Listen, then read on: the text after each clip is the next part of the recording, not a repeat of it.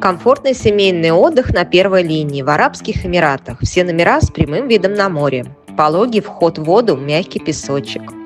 Большой бассейн с зонами разной глубины. Отличный детский клуб, игровая площадка и бассейн под навесом. Живые выступления, спорт, мини-гольф и теннис.